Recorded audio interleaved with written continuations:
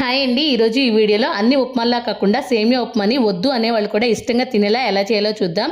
దానికోసం stove on చేసి కడాయి పెట్టుకుని ఇందులోకి 1.5 కప్పు వరకు సేమియా వేసుకుని లో ఫ్లేమ్లోనే డ్రై రోస్ట్ అనేది చేసుకుని తీసుకోవాలి. ఆ తర్వాత ఇందులోకి మనకి ఉప్మాకి సరిపడగా ఆయిల్ వేసుకుని ఆ తర్వాత కొద్దిగా పల్లీలు, ఆ తర్వాత పోపు దినుసులు, కొద్దిగా జీడిపప్పు, కరివేపాకు, చిన్నగా కట్ చేసి పెట్టుకున్న పచ్చిమిర్చి ముక్కలు, అల్లం ముక్కలు, ఆ తర్వాత ఒక ఉల్లిపాయని చిన్న ముక్కలుగా కట్ చేసుకుని వేసుకుని ఆ తర్వాత కొద్దిగా క్యారెట్ ముక్కలు, కొద్దిగా బీన్స్ ముక్కలు, మీకు ఇష్టమైతే పచ్చి బఠానీ కూడా వేసుకోండి.